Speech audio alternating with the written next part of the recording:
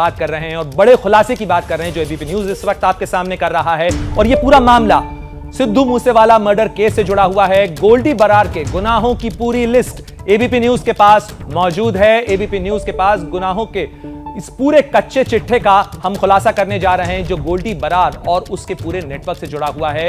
उसके 15 सबसे करीबियों का जो पूरा कच्चा चिट्ठा है वो हम आपके सामने बताने जा रहे हैं। और बड़ा खुलासा यह है कि लॉरेंस बिश्नोई का करीबी था गोल्डी बरार, वहीं बरार बिश्नोई के दुश्मन गैंग बम्बिहा गैंग के लिए भी काम करता था।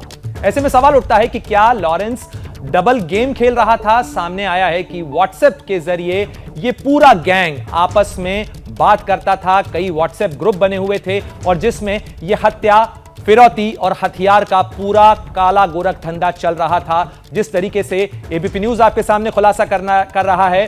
सूरज ओझा और मुंबई से जितेंद्र दीक्षित और दिल्ली से वरुण जैन हमारे साथ जुड़ रहे हैं। हम लगातार इस बड़ी खबर पर बने हुए हैं और आपके सामने हम ये तमाम डिटेल्स रख रहे हैं। हम आपके सामने सीधे रखते हैं, लेके चलते हैं आपको सूरज ओझा के पास जिन्होंने इस डॉजियर को एक्सेस किया। सूरज, आपने ये डॉजियर अब तक पढ़ लिया होगा, इसमें क्या कुछ और डिटेल सामने आ रहे हैं? देखिए प्रणय, मैं सबसे इंपॉर्टेंट बात ये बताना चाहूंगा कि बम्बिहा गैंग से भी ये जुड़ा हुआ था, ऐसी जानकारी मिली है। अब देखिए, लॉरेंस बिश्नोई का एक काफी करीबी माना जाता है, लेकिन अब जो बात सामने आ रही है कि दूसरी गैंग के लिए भी काम करता था। ऐसे में ऐसा लग रहा है कि कहीं ना कहीं ये किसके लिए लॉयल था, इस पर सवाल उठ रहे हैं। सेकंड, जो हमारे पास डोजियर है उसमें ये मेंशन्ड है कि इसके कुल 15 साथी हैं जो एक दूसरे के साथ काम करते हैं और ये काफी करीबी हैं। इन 15 लोगों के फोटो के साथ एबीपी के पास इनकी पूरी जानकारी है और हर एक के ऊपर 2 से 3 मामले दर्ज है। इसके अलावा डोजियर को अगर हम देखें तो जो गोल्डी बरार है उसे गैंगस्टर्स की ए लिस्ट में रखा हुआ है। ए लिस्ट मतलब सबसे टॉप। पंजाब पुलिस ये मानती है कि उनके पास जितने भी गैंगस्टर्स की लिस्ट है, उनके जो पुलिसिया जो एविडेंस वो होता है, रिकॉर्ड होता है, उस पुलिसिया रिकॉर्ड पे जितने भी गैंगस्टर्स की लिस्ट है उस लिस्ट में सबसे टॉप जो कैटेगरी की जाती है उसमें A category, B category, C category. ऐसे में ए कैटेगरी में ये आता है और उसके बाद इसके ऊपर मर्डर से लेकर एक्सटॉर्शन और हत्या की साजिश जैसे कई मामले दर्ज है। तो इन तमाम लिस्ट इस डोजियर में अवेलेबल है। आपको ये भी बता दूं प्रणय कि ऐसे ही डोजियर के साथ जो रिक्वेस्ट थी वो भेजी गई थी इंटरपोल तक, क्यों हमें गोल्डी बरार के खिलाफ रेड कॉर्नर नोटिस इशू करानी है, जिसके बाद इंटरपोल ने कल देर शाम को रेड कॉर्नर नोटिस। बिल्कुल सूरज, आप बात कर रहे हैं पंजाब पुलिस के पास जो गैंगस्टर्स की लिस्ट है उसमें ए कैटेगरी के अंदर गोल्डी बरार का नाम है। हम सीधे रुख करेंगे, हमारे वरिष्ठ सहयोगी जगविंदर पटियाल भी हमारे साथ जुड़ रहे हैं। जगविंदर, जिस तरीके से सूरज ओझा जिस डॉजियर का जिक्र कर रहे हैं, एक बड़ा और अहम खुलासा यह भी है कि गोल्डी बरार देविंदर बम्बिहा गैंग का भी से भी जुड़ा हुआ था और लॉरेंस बिश्नोई के लिए भी काम कर रहा था। तो ये तो गुत्थी कुछ उलझती हुई सी लग रही है। देखिए, ये समझना होगा कि 2 गैंग देखिए, पहले आप एक बम्बिहा गैंग है और दूसरा लॉरेंस बिश्नोई गैंग है। अब हुआ क्या था कि लॉरेंस बिश्नोई के लोगों को बम्बिहा ग्रुप ने टारगेट करना शुरू किया और जो बम्बिहा ग्रुप है उसको लॉरेंस बिश्नोई ने। अब देविंदर बम्बिहा का एनकाउंटर हो चुका है, वो मारा जा चुका है। उसका सारा गैंग चला रहा है लक्की पटियाल। लक्की पटियाल अर्मेनिया में बैठा है। तो अब ये गोल्डी बरार के साथ इनकी केमिस्ट्री बिगड़ी कहाँ पे? गोल्डी बरार का भाई था, वो भी गैंगस्टर था और उसका नाम था गुरलाल बराड़। ये गोल्डी बराड़ हो, गुरलाल बराड़ हो, ये तमाम लोग जो है फरीदकोट मुख्तर इलाके में फिरौतियां और हत्या और तमाम वसूलियों का काम करते थे। पिछले साल गोल्डी बराड़ के कजिन गुरलाल बराड़ की हत्या कर दी गई चंडीगढ़ के एम्पोरियम मॉल के बाहर और इसका इल्जाम आया बम्बिहा ग्रुप यानी लक्की पटियाल और उसके साथियों पर कि उन्होंने गुरलाल बराड़ को इसलिए मारा है कि वो लॉरेंस बिश्नोई का करीबी है। यहाँ तक जो है वो गोल्डी बराड़ कहीं भी पिक्चर में नहीं था। इसके बाद गोल्डी बराड़ कनाडा भागा और वो वहां से वापस नहीं आया। लेकिन जब गुरलाल बराड़ की हत्या हो गई तो अपने कजिन की हत्या का बदला लेने के लिए ये लॉरेंस बिश्नोई के साथ मिल गया। लेकिन अभी बदला लिया भी नहीं जा सका था, ये अभी कोई वारदात कर भी नहीं पाए थे कि इस बीच लॉरेंस बिश्नोई के एक और बड़े आदमी जिसको कि लॉरेंस बिश्नोई का दोस्त माना जाता था, बिट्टू मिड्डू खेड़ा को बम्बिहा ग्रुप ने यानी लक्की पटियाल ग्रुप ने मोहाली में उसका भी मर्डर करवा दिया। अब लॉरेंस को लगा कि अगर उसने बदला नहीं लिया या उसने कोई इस तरह का इंडिकेशन नहीं दिया तो उसका ग्रुप बिल्कुल बैठ जाएगा, उसके शूटर डर जाएंगे और बम्बिहा ग्रुप हावी हो जाएगा। इसलिए अब जो है वो टारगेट किया गया सिद्धू मूसेवाला को, क्योंकि एक गाना आया था बोले वे बम्बिहा बोले और उसको गाया था सिद्धू मूसेवाला ने। इसको लेकर भी लॉरेंस और उसका ग्रुप इस बात में खार खाने लगा कि जैसे जैसे बम्बिहा ग्रुप बड़ी वारदातों को अंजाम दे रहा है, ये सिंगर भी उसके पक्ष में गाने गाने लगे हैं। क्योंकि गाना चाहे वो एक पुराना परंपरागत गाना था, लेकिन उसको जब ये गैंग वॉर होती है तो ये अपने में जोड़ लेते हैं। तो मूसेवाला ने जब वो गाना गाया तो इसलिए लॉरेंस बिश्नोई चिढ़ गया, और जब उसको फिरौती के लिए मूसेवाला को वो फोन करते थे इसके गुर के, तो उनको सिद्धू मूसेवाला करारा जवाब देता था और कहता था कि जो तुम्हें करना है कर लेना, और उनको कोई फिरौती या पैसा देने को तैयार नहीं होता था, उनसे डरता नहीं था, हम ये कह सकते हैं सिद्धू मूसेवाला। इसीलिए लॉरेंस बिश्नोई ने साजिशन गोल्डी बराड़ के साथ मिलकर हत्या करवाई, दो संदेश देने के लिए। एक कि जो भी हमारे दो साथी मारे गए, गुरलाल बराड़ और दूसरा बिट्टू मिट्टू खेड़ा, इन दोनों की हत्या का बदला लेने का मैसेज दिया। और दूसरी बात कि बम्बिहा ग्रुप बड़ा नहीं, पंजाब में अभी लॉरेंस का सिक्का चलता है, ये संदेश देने की कोशिश की। लेकिन ये गैंगस्टरों की जो अपनी एक घटिया तरह की इनकी अपनी मानसिकता है और जो जुर्म की दुनिया है, उसमें एक होनहार सिंगर को खोना पड़ा पंजाब को, और इसीलिए अब गुरलाल बराड़ के पीछे पंजाब पुलिस हाथ धोकर पड़ी हुई है। फरीदकोट में उसके खिलाफ पहले भी मुकदमे चल रहे थे, उन्हीं मुकदमों में उसका रेड कॉर्नर नोटिस पहले मांगा गया था, और अब उसमें सिद्धू मूसेवाला का केस भी ऐड हो गया।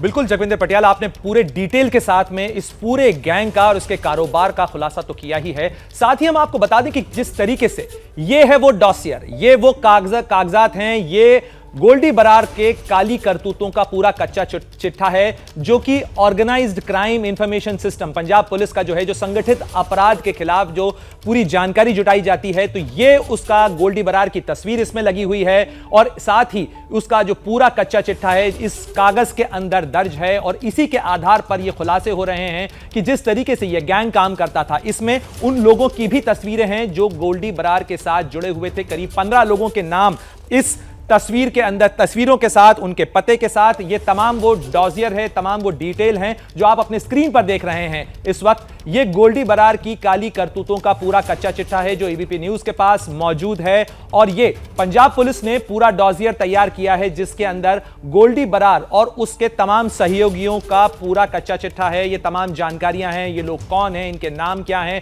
किन किन अपराधों में इनके नाम आए हैं, तो ये वो तमाम जानकारियां हैं जो आप अपने स्क्रीन पर देख रहे हैं। ये सबसे पहले एबीपी न्यूज पर आप देख रहे हैं, ये एक्सक्लूसिव तस्वीरें हैं उस डॉसियर की, जिस डॉसियर के आधार पर हम ये कह रहे हैं कि गोल्डी बराड़ ने किस तरीके से सिद्धू मूसेवाला की हत्या को न केवल अंजाम दिया, बल्कि ये पूरा जो गैंग वॉर है, ये उन सहयोगियों की तस्वीरें हैं, उनकी उसके करीबियों की तस्वीरें हैं, ये जो चेहरे हैं, ये पूरा अपराध का नेटवर्क किस तरीके से काम करता था, किस तरीके से व्हाट्सएप के जरिए ये लोग आपस में संपर्क में रहते थे, किस तरीके से बिश्नोई गैंग और बम्बिहा गैंग, इन दोनों गैंग्स के साथ में तार जुड़े हुए थे गोल्डी बराड़ के। ये वो तमाम तस्वीरें, ये वो तमाम कच्चा चिट्ठा है जो आप स्क्रीन पर फिलहाल देख रहे हैं। ये वो नाम हैं, उन लोगों के आप नाम देख सकते हैं जिस तरीके से, और ये तमाम डिटेल हैं इनके खिलाफ। ये तमाम लोग नामजद अपराधी हैं जिनके नाम इसमें दर्ज हैं इस पूरे डॉसियर के अंदर।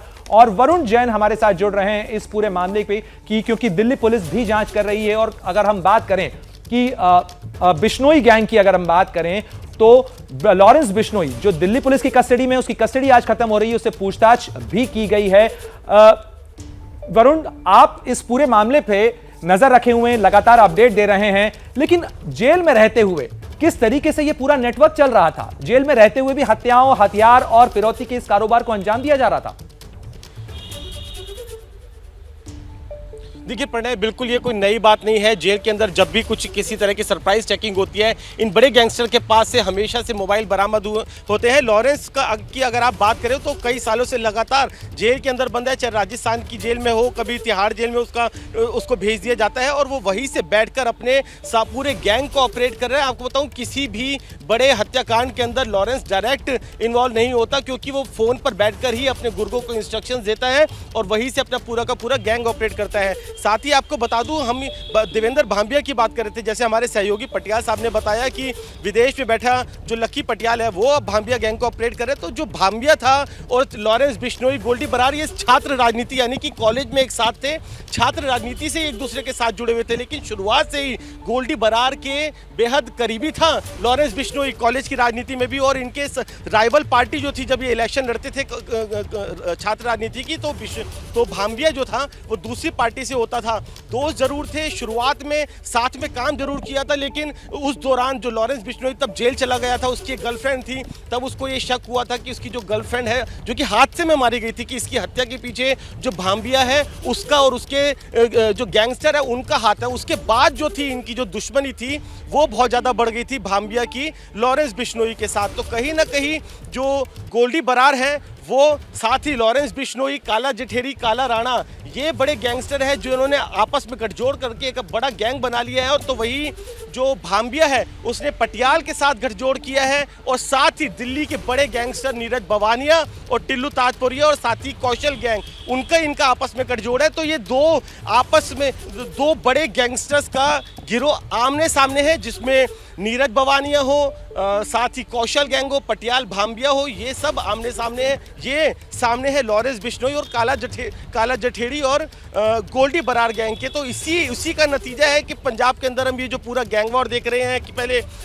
जो भांबिया गैंग है उसके गैंगस्टर विक्की मुदुखेड़ा का मर्डर करते हैं, और उसके बाद विक्की मुदुखेड़ा जो कि लॉरेंस का करीबी था उसका बदला लेने के लिए मूसेवाला की हत्या कर दी जाती है। और इसी बात की आशंका भी है कि अब जब दिल्ली की पटियाला हाउस कोर्ट में आज लॉरेंस को पेश करेंगे तो पुलिस को पूरा शक है कि इस गैंग वॉर के नतीजे में कहीं ऐसा ना हो कि कोर्ट प्रीमाइसेस के अंदर ही हमला हो जाए। इसीलिए लॉरेंस बिश्नोई को अब कोर्ट में जो पेश किया जाता है बेहद ही टाइट सिक्योरिटी में किया जाता है, बख्तरबंद गाड़ी में लेकर आया जाता है। इतना ही नहीं, अगर आपको और बताऊं तो पूछताछ में ये बात भी सामने आई है कि लॉरेंस बिश्नोई अब तिहाड़ जेल से किसी तरीके से निकलकर विदेश भागना चाहता है और वहीं से अपना गैंग ऑपरेट करना चाहता है।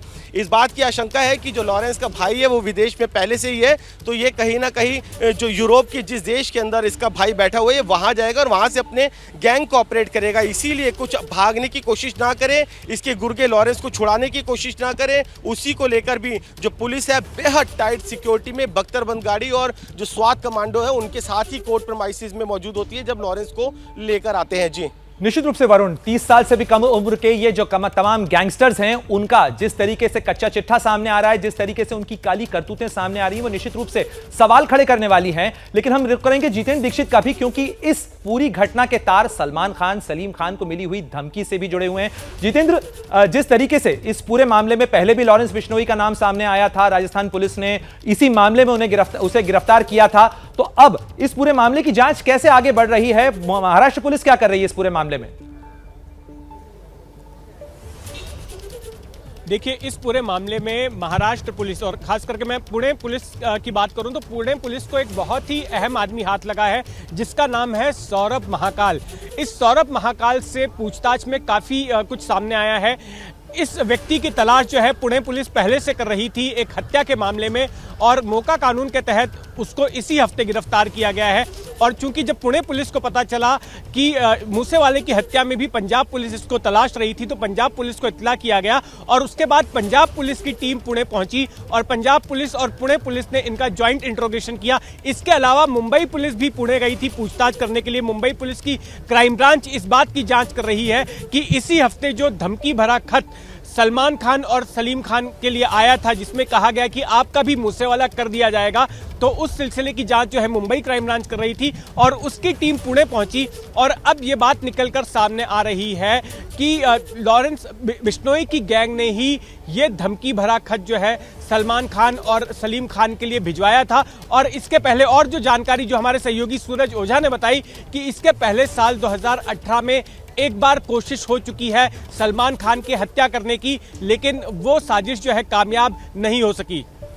बिल्कुल जितेंद्र, आप बने रहें हमारे साथ, और साथ ही जगविंदर पटियाल, सूरज ओझा और वरुण जैन भी हमारे साथ बने हुए हैं। इस बड़ी खबर पर हम लगातार खुलासा कर रहे हैं। एबीपी न्यूज आपको बता रहा है कि किस तरीके से सिद्धू मूसेवाला मर्डर केस के तार देश ही नहीं देश से बाहर भी जुड़े हुए थे, किस तरीके से यह पूरा संगठित अपराध का नेटवर्क काम कर रहा था। लगातार हम आपको यह अपडेट पहुंचा रहे हैं।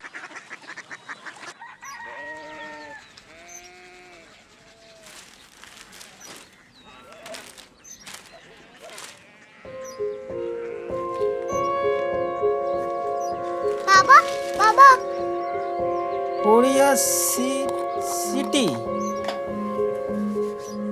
जानी ना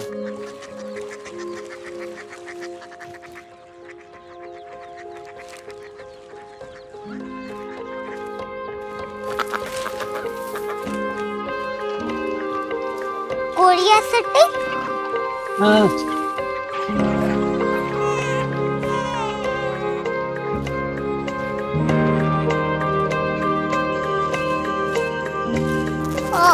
कोरिया सिटी कहाँ पे है? शहर अंग्रेजी लगे हैं।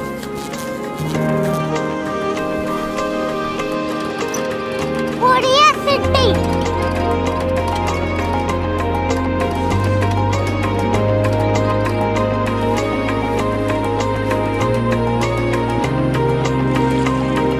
वो बहुत दूर है।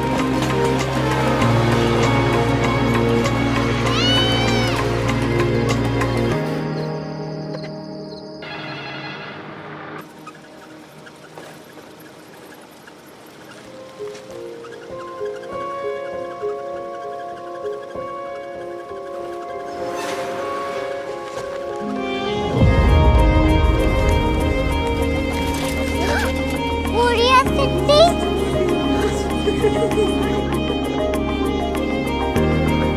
दुनिया को बोलना नहीं, कुछ लोग बड़े होते हैं। कोरिया सिटी कहाँ है? प्रोफेसर साहब को पता होगा। हो, ये छोटा वाला ग्लोब लगता है और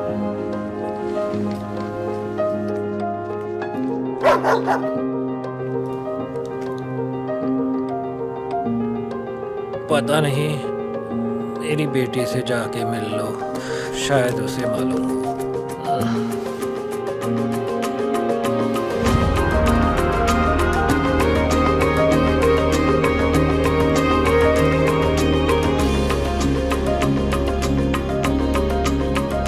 हाय, बाबा ने भेजा है। Come here. Korea city. Korea city नहीं, क्यूरियोसिटी। वो क्या? That's what brought you here? जो तुम्हें यहाँ तक ले आया। क्यूरियोसिटी।